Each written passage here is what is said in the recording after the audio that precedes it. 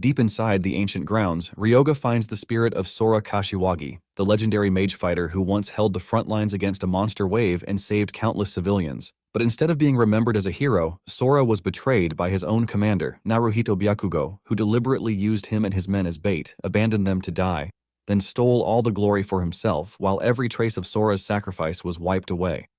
Ryoga digs up that buried truth and turns Sora's pain into a new offer: revenge. He promises to help him settle the score, but only if Sora agrees to become his undead servant. What follows is even crazier. Ryoga prepares a Dragonian corpse as a vessel for Sora's soul, creating a far stronger body than the one he gave him in the past timeline. Once Sora accepts, he revives inside that powerful body, keeps his mage fighter trait, and gains the ability to grow stronger over time. But why is he doing all of this? Humanity was going on with their regular day until monsters started pouring out of gates that appeared without warning, ultimately throwing the world into chaos. However, some awakened abilities thanks to the power of an unknown system, and they were known as hunters, who inevitably saved the world. By conquering these gates, the hunters grew in strength, rising from 1-star to a 7-star rank. Surprisingly, there are 7 hunters who reached the 9-star rank through the grace of the constellations and established the 7 great families that ruled the world. However, our MC, Chinen Ryoga, was an anomaly who became the first human in history to reach a 9-star rank without the grace of a constellation. This didn't sit well with the 7 great families, and the constellations decided that his existence risked bringing about the collapse of the world order. Because of this, they tracked him down to a burning city to kill him. One of the 7 great families made an appearance, resulting in a deadly battle that even cost our guy his right arm. He is sent to his knees while watching his opponent, a dude named Dimitri, sit in front of him to mock him. Apparently, Dimitri is also a 9-star rank hunter, and he is the incarnation of Odin, the Mage King. Ryoga is forced to ask him why he is trying to kill him. He wants to know if it is because he doesn't have the grace of a constellation, or if it is because he refused to serve under the 7 great families. Dimitri tells him that he can just say it is both. Dimitri mentions that the constellations want him dead, so there is little to nothing he can do about this. He mentions that it's going to be weird if someone can grow strong without the constellations. Dimitri mentions that Ryoga is an undying king who possesses power rivaling the 7 great families and the grace of the constellations all by himself, which makes him a threat. In addition to this, Dimitri says the 7 great families already have their hands full just keeping each other in check. Dimitri tells Ryoga that he has defiled the natural order because he is a necromancer, and by manipulating the dead, he has trampled upon the world's stability. He mentions that in a battle between 9 stars, the power of the constellations basically decides the victor, but because he chose a foul power, the constellations have forsaken him. Dimitri tells Ryoga that this is basically the difference between them, but Ryoga berates him, telling him that he can talk really big when he is hiding behind Odin's power. Ryoga then tells Dimitri that he has been conversing with him because he was stalling him, and he is about to show him what he can do. Ryoga then unleashes an overwhelming aura to regenerate the dead bones in the area, raising all of them as undead.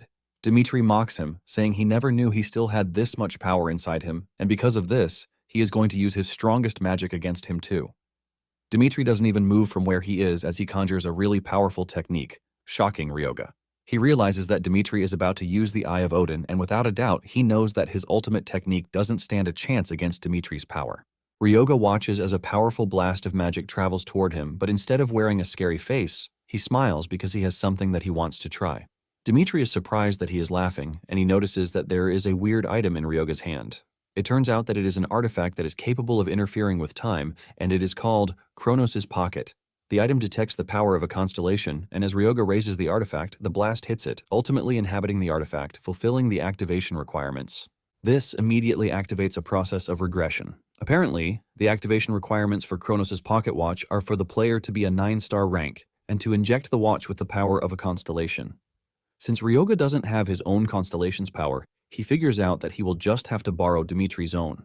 Dimitri watches in horror, asking Ryoga what he has done. Ryoga teases him, telling him that the power of Odin that he is proud of, he is going to be taking it. Ryoga flips him off, telling him that he is going to crush him and the 7 great families the next time that they meet. Just then, a bright light hits the field before everything goes blank. Soon afterward, Ryoga wakes up in his room, and he realizes that he is back in the house he used to live in.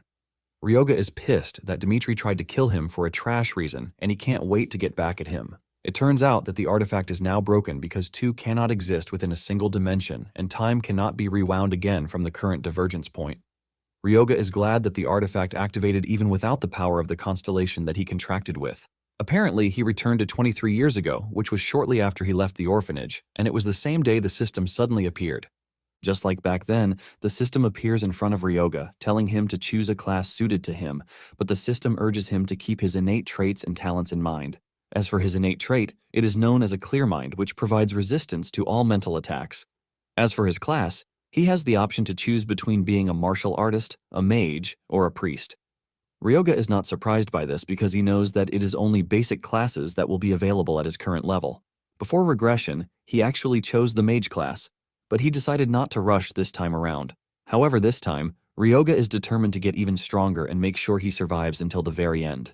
He also plans to make use of the information he gained when he was a 9-star hunter. Ryoga immediately heads to the Natsuhabara hunter market, and the attendant is still pitching the materials they have to him when Ryoga cuts in, telling him that he wants the Ring of Dark Gloom. The attendant is shocked to hear this because this item is a cursed one, but Ryoga assures her that he is aware of it, and all he wants to know is how much the item costs.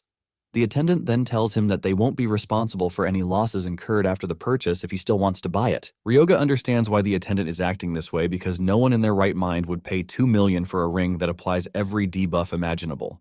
Just to buy the ring has exhausted half of his life savings. Before wearing the ring, the system tells him that equipping it will cause the wearer to be consumed by mental curses. Unknown to everyone, the ring actually has a secret because the one who overcomes the curse within the ring will be granted the knowledge and power of necromancy. Upon wearing the ring, Ryoga finds himself in a dark realm, and he is surprised that the curse he is supposed to overcome is Dimitri. Dimitri boastfully tells Ryoga that he has no chance against him without the power of a constellation because it is pretty obvious that he can't be damaged without a constellation's grace. He mocks Ryoga, telling him that he is a necromancer who has been forsaken by the constellations, and even though he returned to the past, there is no way he is going to defeat him. He fires off an energy blast from his finger toward Ryoga, but Ryoga simply activates his clear mind technique, ultimately blocking Dimitri's attack. With this, Ryoga is able to clear the trial of the Ring of Dark Gloom, and Ryoga awakens the necromancer power residing within the ring. It turns out that the only way to break the curse of the ring is not to resist, and because Ryoga knows this, he was able to become the world's first necromancer. Since he can't stand against the 7 great families without the grace of a constellation, he decides that he is just going to create a constellation that chooses him. And this is the necromancer. Since he has cleared the trial, Ryoga now has one more option among the classes to choose from, which is the necromancer class. This is a class that uses corpses or souls as a medium for power. As a first-class bonus, he is going to gain the Guide of Death trait. This is a trait that reduces spiritual power consumption by 20% when activating or maintaining summoning magic.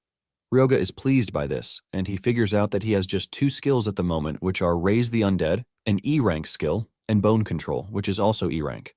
As for the Raise the Undead skill, he is able to turn a corpse into an undead without a soul. The Bone Control, on the other hand, gives him what it takes to infuse magic into bones to control them freely. Thanks to the fact that he went back in time, his rank also reset back to the beginning. And even though all the necromancer knowledge in the ring is in his head, he can't use the skills yet. Ryoga figures out that he can't go against the system's level and star rank rules. By following the system, he can reach up to the 7th star, but he can't reach the 9th star, which is the realm of transcendence, by normal means. Ryoga realizes that becoming a necromancer early on isn't enough, and if he wants a chance to defeat Dimitri, he needs a guardian star. Talking about the guardian star, this is a constellation that gives protection to the hunter. Soon afterward, Ryoga packs his bags and heads to the Temple of Kronos, which is an ancient constellation that lost its light after being defeated by Zeus and the Olympian gods. Upon arriving at the temple, Ryoga whips out the broken artifact and smashes it on the altar. This immediately changes the whole scenario, and Ryoga finds himself in the realm of the fallen king of Titans, Kronos. Kronos angrily demands to know who has come to disturb his peace, but Ryoga simply offers his greetings to the dude. Kronos moves closer to Ryoga and notices the artifact in his hands. He immediately asks him if he rewinds time, and Ryoga confirms this. Kronos is impressed when he hears this, saying it is no small feat, but he wants to know why Ryoga woke him. Kronos is Poseidon's father, and he is the god who swallowed his children after hearing the prophecy of the Titans' downfall. However, he was stripped of everything by Olympus and left to be forgotten. Ryoga is confident that he will still hold his beef against Olympus. When Ryoga finally answers Kronos' question, he asks him if he wants revenge. Kronos is stunned by the question, and he asks Ryoga what he means by this. Ryoga simply answers, telling Kronos that he will be able to get his revenge if he becomes his guardian star. Kronos is pissed when he hears this, asking Ryoga if he thinks a mere human like himself can interfere in his vengeance. He asks him if he thinks someone like him can bring down Olympus. Kronos stretches his hand toward Ryoga in anger, but Ryoga quickly speaks up, revealing that he got to the 9th star without any constellation's help, and Zeus is one of the gods he wants to take revenge on. It turns out that Ryoga is looking to take down all 7 great houses, not just the Romanovs alone. Ryoga tells Kronos that if they beat the great families, Olympus would lose its hold on Earth, which would signal the start of his revenge. Kronos tells Ryoga that he is talking about revenge, but what he just mentioned is nothing but a small goal. Kronos tells him that he might be strong enough to activate his clock, but he lets him know that someone chosen by the constellations cannot walk the path of a necromancer. Kronos straight up tells Ryoga that he cannot align with something that defies providence because their natures are completely different. Ryoga agrees that this might be true for the god of time, but it is a different thing for the god of harvest. Apparently, constellations form contracts based on compatibility with one's origin and nature, not strength. Basically, Kronos is the god of harvest and time, and the scythe is a symbol of harvest, which is also the symbol of death. Harvest and death both represent cycles, death, and rebirth, which means they defy natural order. Kronos is pissed when he hears this, and he yells at Ryoga, asking him why he would dare link him with death. Kronos urges Ryoga not to get ahead of himself, but Ryoga tells him to push his pride aside. Ryoga asks him if he wants to live without power or name, while telling him that he is free to remain a stubborn old fart if he wants to continue being under Olympus forever. Ryoga tells him that he came there because he thought he would choose revenge even if it meant changing himself. Ryoga urges Kronos to join him so that they can reclaim their power to crush Olympus. Deep down, Ryoga knows that the only chance he has is for Kronos to join him, and he can't afford to lose this chance. Kronos then smiles, telling Ryoga that he hasn't forgotten about his revenge, but he would have to prove that he can become the force behind it. He asks Ryoga if he is aware that reversing his nature would bring immense pain, but he urges him to endure it, assuring him that he is going to become his guardian star if he can. Ryoga is shocked that Kronos is not even wasting time, and before Ryoga knows it, Kronos stretches his hand toward him to appoint him as his saint. Ryoga is confused by what he means by saint, but before he even gets the chance to think about it, Kronos' power rushes into him. Apparently, a saint receives divine power as a constellation's representative, and because he already has a dark element of a necromancer, Ryoga feels the two forces clashing inside him. Ryoga is strained by this, but he knows that he is going to lose his only chance to get a guardian star if he passes out. Ryoga crashes to his knees, but refuses to give up because he has to endure it. Soon afterward, Ryoga returns to Japan with a smile on his face because he managed to contract with Kronos. Kronos now resides within his mental space, and he is surprised to see just how much the world has changed. Ryoga is frustrated by just how much he talks, since Kronos presently has no followers, no power, and no divine protection. Kronos might have returned as a constellation, but he's been forced into the role of a grim reaper because of the scythe. Ryoga figures out that it is left to him to build everything from scratch so that Kronos can regain his power. Kronos admits that he is excited because it's been so long, and he urges Ryoga to spread his name far and wide since he is now a saint. Basically, a saint is the highest-ranking class in the priest line, and Ryoga cannot believe that Kronos basically turned a necromancer into a priest. Ryoga has also obtained a skill, Saint of the White Knight. This is a holy spell that takes away every penalty when using necromancer skills. Additionally, he has the Life Drain, which is a holy spell that absorbs the target's life force and can be used for physical enhancement or healing element. It is basically holy power that has been tainted with death. While priests use holy power that is granted by the gods, necromancers use spiritual energy, and this is Ryoga's first time hearing that one can use them together. Ryoga tells Kronos that using necromancer summons and saint holy skills at the same time is basically a cheat. Kronos then tells Ryoga that he is not just a guardian star because he didn't just choose him as his proxy. It then dawns on Ryoga that it was all planned from the start, and Kronos laughs out loud, saying he was once the God King. Ryoga smiles, saying he might just head to the ancient garden because it is the perfect place to test his new power. Talking about gates, they are a doorway to another dimension, and they are classified as flow, which disappears once the boss and core are defeated. There is also the fixed, which exists permanently, and as for the ancient garden, it is a fixed entry. The requirement is 1 star, and it is a medium-sized gate. Since the ancient garden is a fixed type and has a 1-star entry limit, it makes it easy for rookie hunters to enter. Upon arriving at the gate's entrance, Ryoga notices that the other hunters there are searching for a party. Even though he used to do something like this, it never ended up being a decent team. Suddenly, Ryoga is approached by a party who wants to know if he is interested in joining them. Ryoga simply turns down the dude, telling him that he is fine. The dude is embarrassed by this, and he asks Ryoga if he will be fine alone because it appears that he is a new hunter. The dude's team members tell him not to worry about Ryoga because he was the one who turned down their offer to form a party.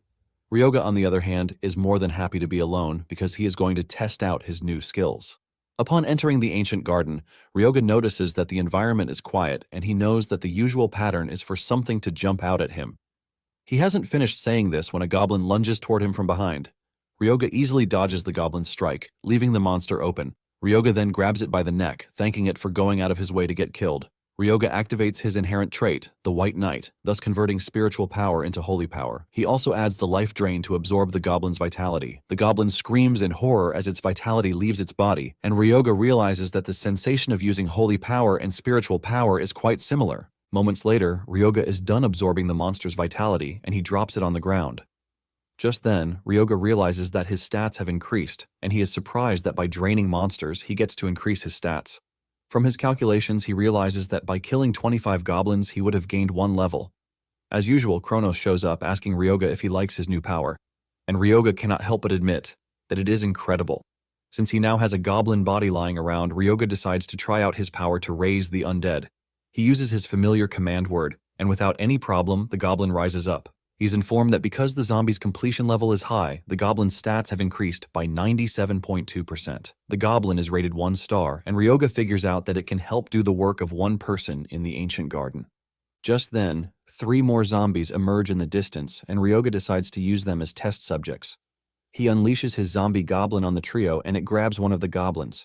It pushes it to the ground while biting down on its neck. One of the goblins slashes the goblin on the back, but to their surprise, this doesn't affect the undead goblin. Ryoga mocks the other zombies, telling them that their comrade is now an undead, and it is not going to die, even if they strike its vitals. Ryoga immediately grabs one of the goblins from behind and drains its vitals. Ryoga then tries his life drain on the dead goblin that the undead goblin killed. Surprisingly, it works, and Ryoga smiles because he realizes that it works on a wide range of tolerance. Since this is the case, Ryoga decides to pick up the speed. Apparently, there is a statement passed down among necromancers that as long as one manages to defeat the first one, the goal is as good as half achieved. In other words, creating the first undead is the most difficult part, and once one clears that hurdle, everything becomes much easier. In no time, Ryoga already has 4 undead goblins in his army, and he unleashes them on the other goblins that he comes across. A fierce battle ensues between them, and one of the normal goblins plunges its knife into an undead goblin, and it freaks out when it realizes that this does nothing to take it down. Kronos is not entirely pleased with the status of the battle, and he asks Ryoga if he is going to bring some dignity to the fight. But Ryoga tells him to get used to the scenario because this is how a necromancer fights. Not long after this, Ryoga is informed that he has reached the maximum limit of controllable undead, which is 20 undead. As the battle continues, 3 goblins decide that running is better than fighting. But a fiery arrow suddenly appears out of nowhere, killing the normal goblins. Ryoga immediately orders his undead goblins to halt, and he tells whoever is hiding out there to step out. The trio, who had approached him earlier in an attempt to form a party with him, steps out, and Ryoga immediately confirms that he knows them from somewhere. Apparently, they are the twin shadow hunters, and Ryoga's expression changes to a cold expression when he remembers this. Apparently, they were once sent to assassinate him before regression. The twin shadow hunters, Yuma and Yuka Rendo, were renowned as fraternal twin hunters. Ryoga remembers that they were a pain to deal with back then, but at the moment, they don't look strong. Ryoga is not entirely surprised because they are still 1-star hunters. However, he knows that there were only 2 back then, and the last dude appears to be a new member. Kronos tells Ryoga that it is a good option to take out future enemies ahead of time, but Ryoga is not entirely on board with this because he knows that the 2 only took an assassination request, not that they had a personal beef with him. Yuma then asks Ryoga if he is the one controlling the zombie, and Ryoga understands their confusion and shock because the necromancer class is not yet widely known until a bit later. Ryoga answers the question, saying it is his summon, and Ryoga figures out that he needs people to act as baggage carriers for him, so the group actually fits the part. In addition, he believes that their main reason for becoming hunters is for the money. Ryoga then asks them if they are willing to work with him, and Yuma is confused by the question. Ryoga tells him that he wants to leave the Magic Stone gathering to the party, telling them that the split will be 80-20. He reveals that he is going to defeat the enemies so that the trio can make easy money. After hearing the offer, Yuma and his friends turn around to have a discussion about the offer. Yuka tells Yuma that they can't trust Ryoga, and the third guy agrees with her because he has never heard of a hunter who summons zombies. After minutes of serious discussion that feels like forever, Yuma finally turns around, telling Ryoga that they are going to do it. However, he wants the split to be a 50-50 split. Ryoga simply tells him that the best he can do is a 70-30 split, and if they are not interested, they can leave. Yuma has no choice but to accept, and the third guy, Haibara, tries to call Yuma back on his decision. However, Yuma tells him to stop being a wimp, revealing that Ryoga would have killed them if he wanted to. Yuma can see just how confident Ryoga is because he entered the gate without any equipment. He is pretty sure that they are going to earn money if they follow him. Soon afterward, the trio is already exhausted after working so hard in gathering mana stones because Ryoga is not even slowing down.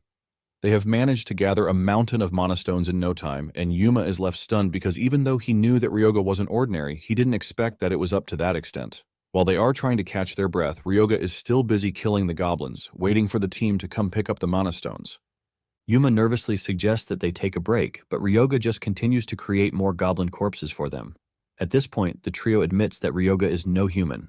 Sometime later, Ryoga decides to check out his status since they have cleared out a bunch of goblins. Ryoga is blown away when he realizes that his total stats went up by 212 points in just 3 hours of monster subjugation. Ryoga is pleased that he has the life drain because of how efficient it is, and has made his specs on par with a level 4. Ryoga then decides that it is time for him to go after the boss since his stats have gone up. Moments later, he arrives at the boss's domain where he finds it sitting on the throne with the guards surrounding him. The Goblin King taunts Ryoga, telling him that he has walked into his death, but Ryoga claps back, saying he is basically an idiot who thinks he is the king of the hill. Yuka calls Ryoga back, saying the Goblin Shaman is the boss of the south, and it might be good if they don't provoke him. The Goblin King then orders his soldiers to go after Ryoga to make him kneel before him. At the same time, Ryoga unleashes his undead goblins, and a fierce battle ensues between them. One of the undead goblins gets cut down, but Ryoga simply replaces it by raising another dead goblin. Yuma is left in shock because they are outnumbered, but Ryoga is simply turning the corpses into his summons. Just then, the Goblin King stands up and raises his bone staff while chanting some weird incantations. This then raises other bone staffs that send a wave of valor into the goblins. Their eyes turn red like maniacs, and the Goblin King tells Ryoga that his totem debuffs enemies and buffs his allies. He hasn't finished saying this when one of the undead goblins grabs one of his bone staffs and breaks it in two. Ryoga mocks him, asking him what he was saying. The undead goblins then go after the totems, destroying them to ruin whatever plan the Goblin King has. The Goblin King starts to tremble and he angrily raises his staff again in frustration. He activates a new curse, which is known as the Curse of Madness. This unleashes a strong presence that even scares Yuma and his party members. Apparently, this is a curse that increases the goblin's strength by 50%. The goblins under the king's command get the upper hand and start to decimate the undead goblins, reducing their numbers at an alarming rate. In no time, the undead goblins have been reduced to 8, and Ryoga realizes that the staff was the Goblin King's trump card from the start. The king starts making fun of Ryoga while revealing that the staff he is holding is a bone staff imbued with the grudges of goblins.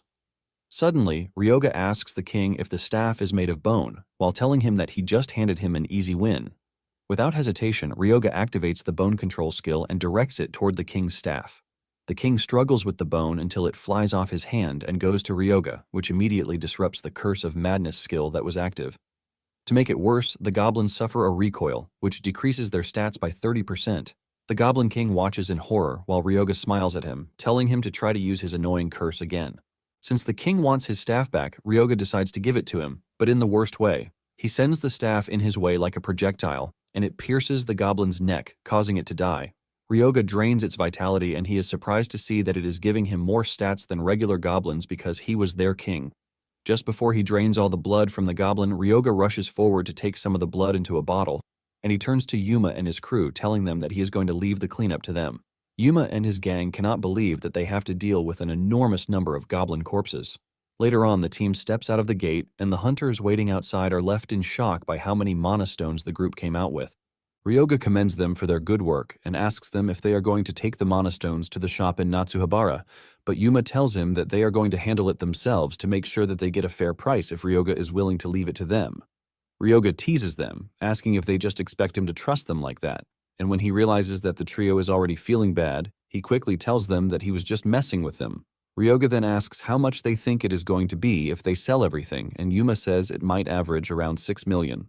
Ryoga pulls the Goblin King staff out of the loot, and Yuma says it is going to be worth very little. Ryoga asks him why, and Yuma reveals that there are restrictions and the options are not that enticing. Apparently, the staff can only be equipped by priests, and equipping it grants immense spiritual power. However, it erodes the wearer's mind. It adds to the spiritual power, but at the same time, only a priest can equip it. Since this is the case, Ryoga decides to take it, and he tells the group that they can deduct it from his share, but Yuma refuses.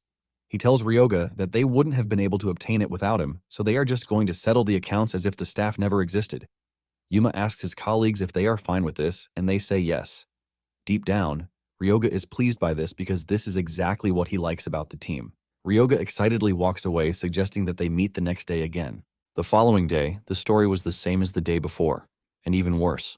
Yuma crashes to the ground in exhaustion, saying he doesn't even know if he can go one full day because his bag is already full.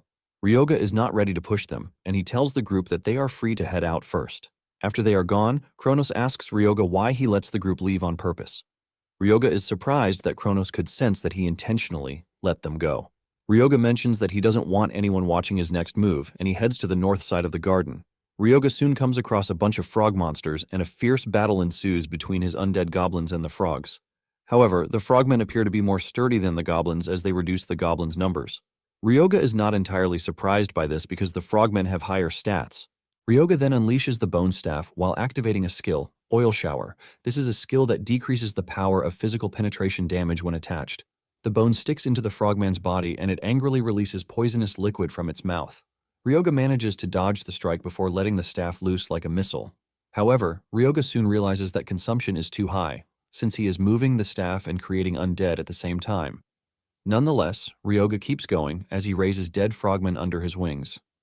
Not long after this, Ryoga is informed by the system that he has leveled up to level 6. Ryoga smiles because he believes that at this rate he will be back to his pre-regression state in no time, and he can't wait to go after Dimitri. Moments later, Ryoga heads to what appears to be a ruin with a frogman's heart in his hands. Kronos asks him what he intends to do with this, and Ryoga just tells him to keep quiet because he would like to concentrate. He mentions that something spectacular is going to happen by the time he drops the blood of a goblin shaman onto a frogman's heart. The moment he does, it gives off a weird aura, and Ryoga reveals that he can use this to reach the hidden area that wouldn't be discovered for several years. The system then tells him that he has uncovered the hidden secret of the ancient garden, and he is being transported to the ancient trial grounds. Moments later, Ryoga finds himself in an arena, and the system informs him that he has entered the ancient trial grounds. Apparently, he found this before the regression, and because it was a 2-star rank back then, he couldn't enter. Suddenly, a beam of light appears in front of him, and a monster gradually emerges from it. The system informs him that the trial has a participant limit of 1 person, and he is expected to prove his courage and potential in the trial grounds. Surprisingly, the monster he is going to be fighting is a Dragonian, and he is expected to survive for 10 minutes to be awarded a reward. In the past, it was the Constellations that commissioned the Dragon Legion to create the ancient trial grounds in an attempt to select capable hunters. When Kronos sees the monster Ryoga is about to fight, he teases him, telling him that he is not even going to last 10 seconds. Kronos smiles, saying it is time for him to start looking for a new saint, but deep down, Ryoga knows that it won't come to that. Even though his opponent is from the dragon race, it has been weakened to match a 1-star. At the same time, Ryoga doesn't think it is going to be a walk in the park. Just as the Dragonian is about to attack, Ryoga tells it to wait because he wants to run a quick modification on his undead frogmen. Ryoga is banking on the fact that bad guys usually wait while the main character transforms. Ryoga then changes the poison constitution of the frogmen from corpse poison to plague blood. This ultimately transforms them into plague zombies, and Kronos is surprised that the dude is undergoing an impromptu modification. Ryoga boasts about how he was a 9-star necromancer before he regressed, and he tells the Dragonian that it can finally attack him because he is done. The Dragonian dashes toward him, but the frogmen meet it halfway. They lunge toward it and grab it on every corner of its body while biting on it. By doing this, they release poison acid into its body, and the Dragonian doesn't waste time before throwing off the frogmen. However, they have dumped a ton of poison into its system, and Ryoga reveals that he actually converted all the strength stats of the frogmen, which had doubled, into poison. Even though their strength and agility have dropped really badly, their poison has become really potent. Just then, the Dragonian slams its foot on the ground, releasing a massive shockwave that sends the frogmen crashing to the ground. Ryoga is impressed that Dragonian is able to withstand the acid poison, and he quickly activates the staff's defense as the Dragonian charges toward him. The Dragonian swings at him, but the shield around his body blocks the attack. However, Ryoga can feel just how strong the Dragonian is, even though its strength has been halved thanks to the poison. The Dragonian prepares for another attack, and this time, Ryoga activates the bone control skill that pierces the monster's hand. It screams in pain, forcing it to come to a halt, while the frogmen leap toward it. The frogmen start to bite down on its body, releasing a massive dose of poison into its bloodstream. Even though it is already weak, the Dragonian still tries to fight off the frogmen. Ryoga is impressed by his final struggles, but he knows that it has reached the end of the line already. Just as predicted, the Dragonian crashes to its knees, and Ryoga pulls out the bone staff that was lodged in its hand. With the Dragonian unable to move, Ryoga walks up to it and starts to drain its vitality. In the end, Ryoga was able to clear the ancient grounds, and Kronos was impressed that Ryoga could overwhelm a Dragonian with a crude swarm of undead.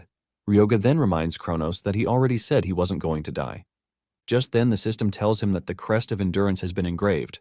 This is an item that reduces delay time upon taking damage by 40%, increases mana alignment speed by 20%, reduces stagger when taking damage while improving concentration, and, unlike Constellation Blessings or support magic, it is a permanent buff. It is basically a supreme-grade crest, and Ryoga smiles because he just got something really nice. At the same time, he is interested in the Dragonian corpse, and Kronos asks him what he plans to do with the monster's corpse. Ryoga stores the corpse, saying he is not going to waste it because he plans to make an undead that is even stronger. However, to do this, he is going to need alchemy tools, and he wonders if the alchemy guy he knew around that time has opened his workshop yet. After leaving the dungeon, he heads to the Saitama Prefecture, and he is surprised that nothing has changed, even from before his regression. Upon arriving at the front of the building, a huge explosion hits from inside the workshop. But Ryoga is not surprised because he already knows the kind of person he is coming to meet. The dude then opens the workshop door to let air in, and Ryoga smiles at him, telling him that he has finally found him. Apparently, this alchemist is the one who established the world's first formula for mass-produced mid-grade potions. He also made a name for himself as Japan's #1 alchemist. His name is Shintani Renya, and he is known as the Great Alchemist. Ryoga walks up to the dude and introduces himself, while asking if he has a minute to spare. Renya replies that he doesn't mind, but he would like to know who Ryoga is because he is currently in front of his personal laboratory.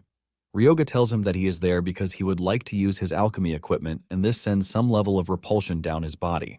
Ryoga tells the dude not to be entirely dissatisfied because he is simply borrowing them, which would end in a win-win situation. Ryoga tells Renya that he is currently working on mid-grade health potions, and Renya is shocked when he hears this, asking Ryoga how he knows about it. Ryoga simply walks into his lab, telling him that he is going to help him to stabilize a potion that is unstable. Moments later, Ryoga delivers his promise, and Renya is totally blown away by this. Ryoga understands why he is acting so surprised, and this is because Renya would only discover this years later. Ryoga then suggests that he give it a try, and he cuts himself with a blade. Ryoga then pours the potion on it, and to Renya's surprise, the wound immediately heals like it was never there. Renya is blown away, and he tries to collect the potion from Ryoga, but Ryoga refuses. Seeing how desperate he is, Ryoga asks him if he is curious about the formula. Renya admits that he is, and Ryoga suggests that he lend him his strength for a while if he wants to get the formula. Ryoga assures him that he is going to teach him potion recipes and a lot of other things if he agrees to work with him, but he lets him know that the royalties will be a 60-40 split. Deep down, Ryoga knows that there is no way he is going to resist such a delicious offer. Once they are in agreement, Ryoga brings out the Dragonian's corpse and Renya asks him what it is. He simply replies that he is a necromancer and he is planning on processing the Dragonian's body into a special corpse. Ryoga realizes that Renya is curious about the whole thing, and he suggests that Renya come and help him. Renya disagrees, saying they haven't signed a contract yet, so he sees no reason why he should help him. Renya tells Ryoga that he is only allowing him to use the space while he thinks over the whole thing. Kronos is surprised that Renya is so on edge, and Ryoga lets him know that it is understandable because of what he went through. Apparently, he produced great results as a researcher for the country's largest corporation, Daisei, but his boss took all the credit for it. In the end, he was forced to resign, and this is basically why he doesn't trust people. Kronos is disappointed to hear this, and he talks about how the human world is nothing but betrayal and obsession, but Ryoga reminds him that he and the other gods are not that different. Ryoga then calls on Renya, saying he is aware that he is hesitant to sign because he doesn't really know what he is capable of. Since this is the case, he suggests that he help him out with what he is doing so he can see for himself. Renya reluctantly agrees, and Ryoga hands him a tool while telling him the amount of F-rank stones he should melt and the ratio. In no time, Renya was done with it, and this impressed Ryoga, who immediately concluded that Renya is the right man for the job. Meanwhile, Renya is left wondering what Ryoga is doing with the corpse. Apparently, everything he has been doing is to enhance the undead's performance, which requires layering of formulas and curses over and over.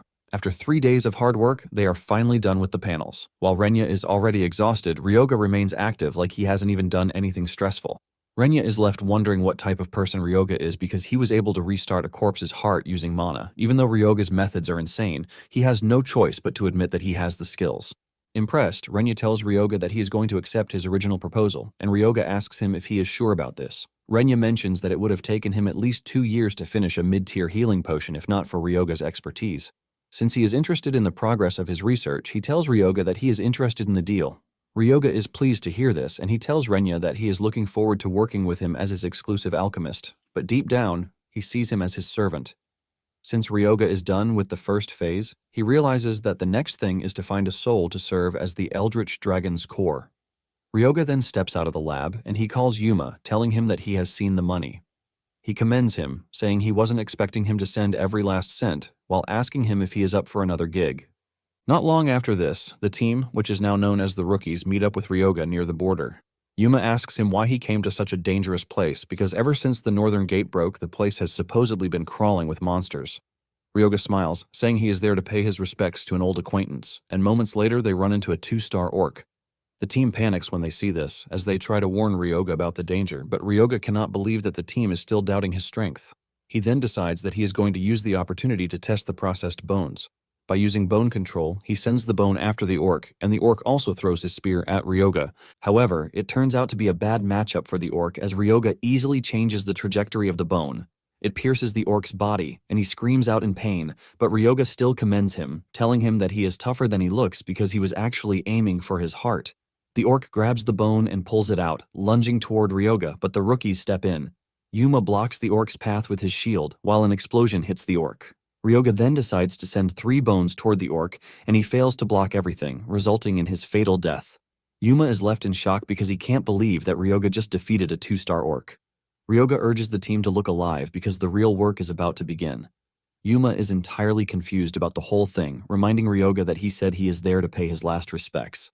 Ryoga raises the orc he just killed as an undead, and he assures Yuma that he hasn't forgotten his mission because the person he is after is in the orc village. Ryoga adds that they are going to make some cool cash, and this is enough to get the attention of the team. Ryoga continues taking down orcs, and in no time, he reaches level 13. Not long after this, the system informs him that he has exceeded the limit for stats that can be absorbed from a single race and can no longer absorb stats from the orc race.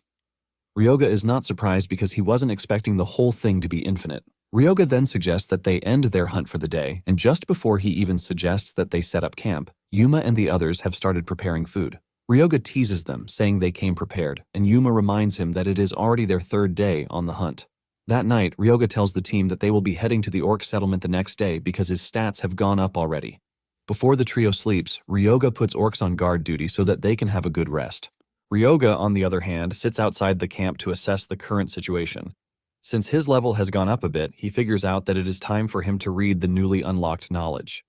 He then assesses the Library of Knowledge, where he can view the knowledge left behind by the previous Lord of Death. There is a particular book that he would like to obtain the knowledge from, but the system tells him that he doesn't have permission until he meets the requirement, which is level 45 or higher. Ryoga then picks up the 1-star books in the library to start reading them, even though he has already reached 9 stars in his previous life. Without complaints, Ryoga sits down to diligently read the books, and after studying for so long, he is informed that he has acquired a new skill. The following morning, Haibara wakes up to an orc staring down at him, and he screams out in fear. Ryoga teases him, asking him why he is still overreacting when he has been seeing this every day. Yuma then tells Ryoga that the orc actually looks different from the day before. Apparently, there is an armor bone around it, and it has even gotten bigger. Ryoga confirms this, revealing that he modified the orcs a little bit. Thanks to the modification, they are now called armored zombies with superhuman strength and endurance. Ryoga had obtained 2 skills, which is the bone armor that allows bones to be transformed into armor to be worn, while the second is squirming flesh. This allows manipulation of flesh attached to a corpse, and convinced that he is prepared, Ryoga tells the team that it is time for them to head to the orc settlement. After a long day's journey, they finally arrive at the orc village, and the orcs immediately prepare for battle the moment they notice that enemies are approaching their dearest village. The first set of orcs is easily taken down by Ryoga, using the bone control skill as he cuts through them with bone. Just then, the orc leader shows up with a battle axe to motivate his team. He gives his orders, and the orc archers fire arrows at the rookies, but Yuma's defense is able to block out the attacks. Yuka returns the favor by firing fiery arrows at them, piercing their skin and delaying their advancement. Kronos is impressed by this, and he tells Ryoga that she is quite useful. Moments later, the orcs finally get the chance to charge toward Ryoga and his team, and Ryoga unleashes his own army of undead orcs. The undead army gains an overwhelming advantage over the regular orcs, and Ryoga is glad that he read the books because he has gained good knowledge from them. As the battle progresses, the orcs start to fear, but Ryoga lets them know that they have not even seen anything yet. The undead orc army charges at the regular orcs, tearing into their bodies like butter. Whenever the regular orcs try to fight back, their attacks are blocked by the bone armor around the undead orcs. Whenever the armor is damaged and the durability is reduced, Ryoga simply uses his skill to repair the durability. He also activates the squirming flesh skill, and pieces of flesh attached to the orcs. This causes their formation to be ruined, and Yuma is left stunned because he realizes that Ryoga is not just strong, but he is in a different league of his own. Seeing how the orcs are being dominated, the orc leader activates Berserk mode, ultimately evolving the orcs into a special variant. Ryoga was already expecting this, and it doesn't really surprise him. The leader of the squad of orcs then charges toward Ryoga, but Ryoga simply meets him halfway with enough bones to turn his body into a basket. The orc crashes to his knees and he tries to pull out the bone in his chest, but Ryoga tells him that there is no way he is going to allow something like that. Ryoga increases the intensity of the bone, consuming even more life from the orc as it screams in agony. While doing this, Ryoga is burning through his mana and he realizes that controlling 6 bones at a time is no child's play. He figures out that he has no choice, because the orc will regain mobility if one of the bones in him is dislodged. Ryoga figures out that the way out is to pierce the orc's heart in a single blow. Ryoga increases the intensity of the bone effect, draining his mana down to 42%, but just then, the orc finally crashes to the ground. Exhausted, Ryoga wastes no time, using the mana drain on the orc. He is able to recover the mana he has lost, and the moment the other orcs see this, they turn around in an attempt to run away. However, Ryoga is not about to just let them escape as he activates the flesh writhing skill. The flesh that has already attached to their body immediately kicks into action, biting down into their bodies and causing them to fall to the ground. This gives the orc undead army a chance to pounce on them and finish them off.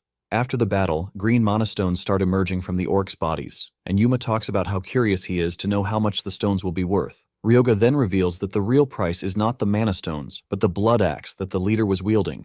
This is an A-rank weapon that has high durability. It was forged from refined blood, and it is imbued with sorcery that amplifies the wielder's power. Its strength increases the more blood it absorbs. Ryoga smiles as he holds the axe, saying clearing the orc village was really worth it.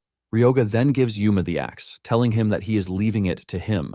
Yuma assures him that they are going to make sure they gather all the mana stones so he can just get some rest. Instead of resting, Ryoga makes his way to what appears to be an ugly tree. He speaks to the tree, telling it to come out so that they can have a chat, but he gets no response. Ryoga is not about to take no for an answer, and he hits the tree with a bone so hard that the tree comes to life, asking Ryoga what it wants. The tree transforms into a humanoid form, and Ryoga greets the dude, who is known as Sora Kashiwagi, the mage fighter. A dark aura surrounds the dude, and he asks Ryoga how he knows his name. Ryoga replies that there is no way he is not going to know his name because he is the hero who held the front lines 35 years back to stop the monster wave from pushing south. It turns out that he actually turned him into an undead before the regression.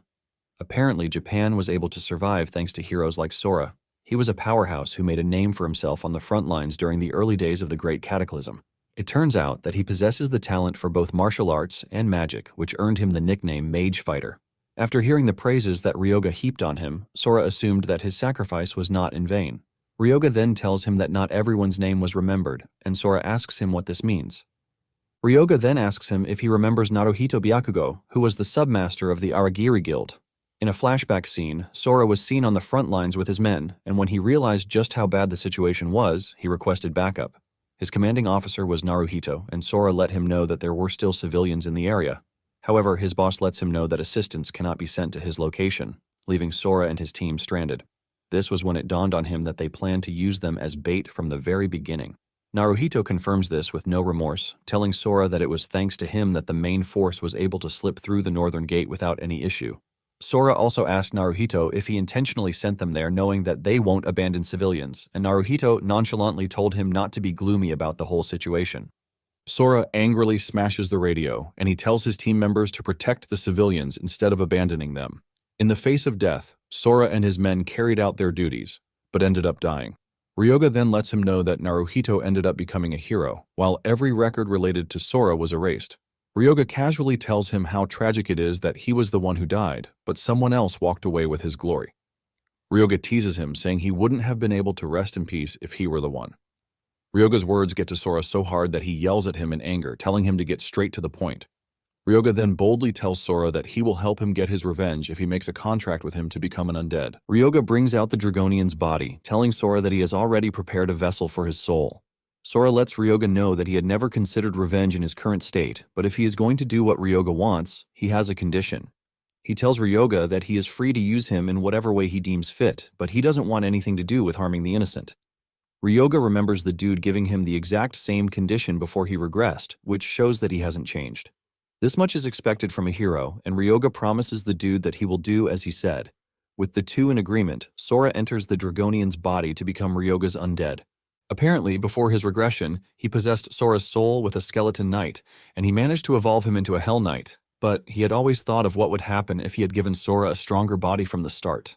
Kronos is pleased with Ryoga's insight, as he could see that he strengthened the Dragonian's body in preparation for something like this. Ryoga then reads a special piece of information on the screen, telling him that the undead he just possessed can grow. As the soul grows, it will be able to draw out even more power from the corpse. Ryoga is blown away by this, because this is a trait Sora didn't have when he put him in the Skeleton Knight. In addition to this, he carried along the Mage Fighter trait, and Ryoga asks Sora how he feels in the new body. Sora admits that it is kind of good, but tells Ryoga that it is inferior to when he was alive. At the same time, Ryoga gets a notification that the dragon is incomplete, leaving Ryoga to think of what he did that rendered it incomplete. Nonetheless, he believes that it is a much better start than the last time. Ryoga then calls him a minion, telling him that it is time for them to leave. This gets to Sora, and he refuses to go because he doesn't like the idea of being called a minion. Ryoga asks him if he should call him by his old name, but he refuses, saying he's thrown it away already. Ryoga cannot believe just how annoying the dude is, and he doesn't remember him being like that. Sora starts thinking of a name that will intimidate enemies just by hearing it, but he finds it hard to pick something out. Ryoga then makes a few suggestions from Fafnir to Tiamat, but Sora rejects them all. Minutes later, they are still arguing over what name he should be called, and Ryoga just thinks of punching him in the face. After so much back and forth, he finally settles for Fafnir. As they are about to leave, Fafnir stops Ryoga, saying he is completely bare and has to put something on. He rushes over to the shack beside them and drags off a piece of clothing, which he ties around his lower body. Fafnir finally decides that it is time to leave, and Ryoga is frustrated about just how annoying he is. Later on, they make their way to Renya's laboratory, and he is shocked that Ryoga has managed to get the corpse moving. Renya is so blown away by this that he starts swarming around Fafnir, asking to study him. Fafnir asks Ryoga if he punches the dude in the face because he is really creeping him out, but Ryoga says no, saying Renya is their partner. Yuma and the others also show up, telling Ryoga that they are going to head out to Tokyo to sort out the items that they got, and Ryoga gives them the go-ahead. After they are gone, Ryoga whips out the orc leader because he has plans for him too.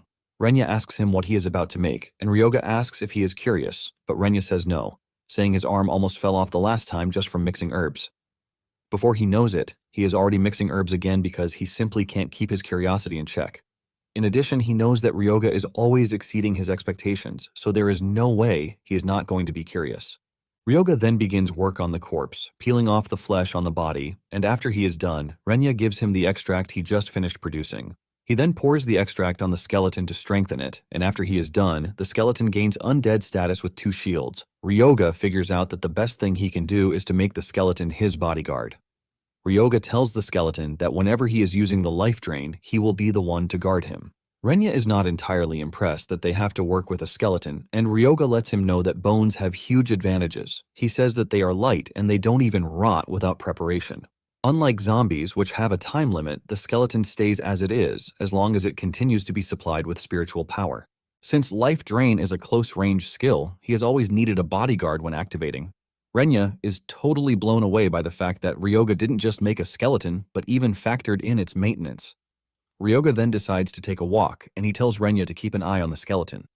Renya freaks out, asking Ryoga where he is going that late in the day, and he replies that he is heading to the Pantheon. Apparently, his level went up, and he has been contacted to come and receive a holy spell. Renya freaks out when he hears this because he never knew Ryoga was a freaking priest. Ryoga tells the dude that he is a devout believer, but Renya disagrees, saying there is no way this is possible even if the world flipped upside down. Ryoga cannot even argue with him, and he simply changes the topic, asking him if he has completed the patent registration for the mid-grade heal potion. Renya tells him that it will be ready very soon, and Ryoga commends him, saying he works really fast. Renya mentions that competition will only grow with time, so he doesn't intend to fall behind. However, the real problem is publicity because the next exhibition isn't until the following year. Ryoga then tells him to give him some samples, promising to promote them if the chance comes up. Renya appreciates this, and he gives Ryoga a sample that he needs, and Ryoga assures him that money will flow in like a river if the sample works out. Ryoga is already imagining how rich he is going to be when this happens, and just the thought of money makes him look really maniac, leaving Renya to doubt the fact that the dude is really a priest. After this, Ryoga decides that it is time to head to the Pantheon. This actually emerged after the Great Cataclysm, and most who gather there come to receive holy incantations and blessings from constellations. There are even constellations that demand offerings from their followers, and as he reaches the entrance to the ground floor, Ryoga is not impressed because he can't even sense any relic that is radiating divinity.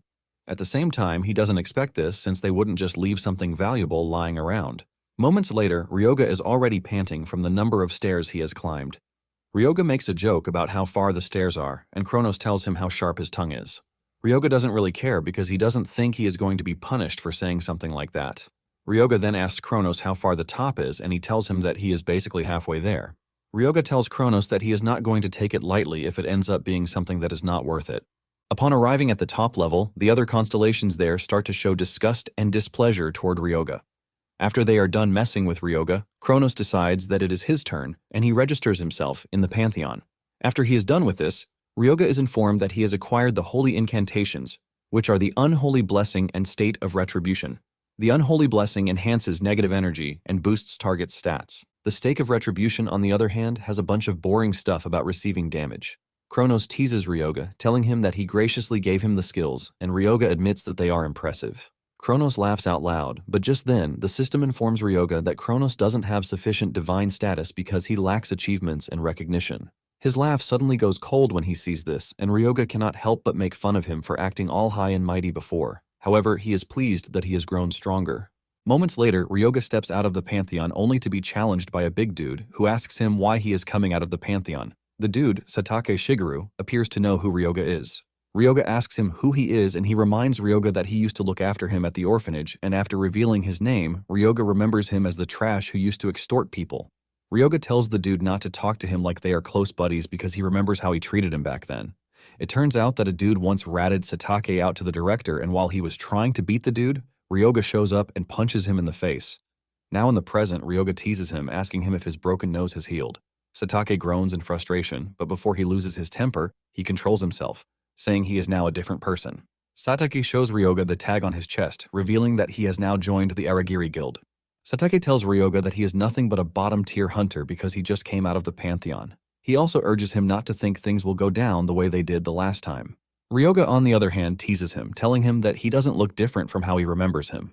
This pisses Satake off so bad that he throws a punch at Ryoga, but someone catches his arm, telling him that they are in the middle of the city. This person is the strike team leader of the Aragiri Guild, Jomon Ragu. Satake tries to tell his boss how arrogant Ryoga is, and Jomon suggests that they take the fight elsewhere so that they can settle everything properly. Deep down, Jomon is looking to punish Ryoga for picking a fight with the Aragiri Guild when he knows who they are.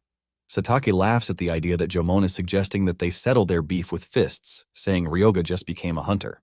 However, Ryoga is not about to shy away from a fight, and he tells Satake that he is up for it. Satake is shocked to hear this, and Ryoga uses the opportunity to dunk on him again, asking him if he is already getting cold feet. This is enough to push Satake to say there is no backing out. Moments later, they arrive at the Aragiri Guild Training Center. The two step into the arena, and Ryoga summons Fafnir, telling Satake that he will be the one to fight, since he is a priest. Satake is not entirely worried as he believes that Ryoga has a trash ability. In addition, he has a necklace and rings that boost his own stats too. After putting everything into the right state, the match is declared open. Satake hasn't even made any move when he is already teasing Ryoga, asking him if he is scared. Ryoga cannot believe just how loudmouthed Satake is, and Fafnir is also hyped that he ran into Aragiri very early on. He decides that he is going to check out how strong his body is, while saying he has no intention of holding back. However, Ryoga tells him not to finish the fight in one hit because there is something he would like to test. Fafnir agrees to this, even though it is going to be pretty difficult. Satake then makes the first move, lunging towards Fafnir with the spear, but Fafnir easily raises his leg to dodge the attack. Satake unleashes another spear technique, but Fafnir still dodges this. Satake goes on the attack again with his insane agility. Jomon is impressed with Satake's movements, believing that the fight will end earlier than expected. Just then, Fafnir casually grabs Satake's spear, teasing him, telling him that such a useless attack will not work on him. Satake struggles, but couldn't drag the spear away from Fafnir, and Fafnir scolds Satake, telling him that he is attacking without even thinking of his next move. Fafnir lets him know that he would have been dead if it were real combat. Fafnir prepares to punch the dude in the face, but suddenly remembers that he was supposed to hold back. Instead of punching him, he slaps him across the face really hard, causing Satake to lose his breath. He falls to his knees to try to catch his breath while trying so hard not to scream like a baby. Ryoga teases him, saying he has grown a bit because he is not screaming for minutes like before. Satake is pissed about how Ryoga is messing with him, and he dashes toward Fafnir with his spear, but Fafnir easily pins his spear to the ground, shattering the ground. He mocks Satake, telling him that his opponent will simply catch on if he uses the same technique twice. Fafnir then proceeds to break his knee, and Satake screams out in severe pain. Fafnir mocks him, telling him that the battle is over. Just as he is about to land the finishing blow, Jomon stops the match. He looks really pissed, and Ryoga is surprised that he stepped in to stop it earlier than he expected. Jomon then walks over to check on Satake's knee while revealing that he would have to call a priest. Ryoga reminds Jomon that a priest is standing right behind them, but Jomon argues that a one-star healing can't fix a broken bone. Ryoga assures Jomon that he knows it, and Jomon demands to know how he plans to heal the broken bone. Ryoga reveals his plan to use a mid-grade potion, and he brings out the sample that Renya gave him. Satake is skeptical because mid-grade potions cost millions. Ryoga uses the opportunity to market the potion, saying that there is mass production of mid-grade potions. Satake says he hasn't, while trying to say he won't receive help from the person who defeated him. Ryoga urges the dude to just accept it like that because he is only trying to help.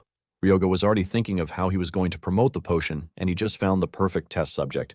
Ryoga then pours the potion on the wound, and to Jomon's disbelief, the wound heals completely.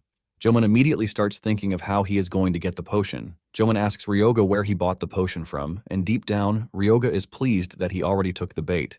Ryoga tells Jomon that he is pretty sure that he is around 3 stars, since he is a captain in the guild, and Jomon confirms this.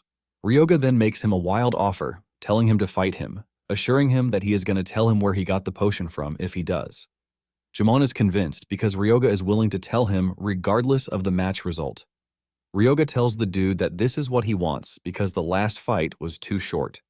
Moments later, the match begins, and Jomon dashes toward Fafnir at blinding speed, delivering fast-paced attacks to his body. Jomon is able to exploit Fafnir's huge body, landing blow after blow. Fafnir screams out in frustration, but can't even get to Jomon. Ryoga is not entirely surprised because he was expecting Jomon to use the fast attack style of Kashiwagi, which is a bad matchup for a Dragonian. This is exactly why he used the potion as a bait to provoke the dude, because if Fafnir encounters an opponent he can't fight properly, he will feel it. Instead of being frustrated, Fafnir is determined to get used to this style of fighting with his sluggish body. Ryoga commends his determination, saying this is why he is his right-hand man. Since Fafnir is determined to win, Ryoga decides that it would be bad for him to stand back. He then bestows upon Fafnir the impure blessing, preparing him for the real battle.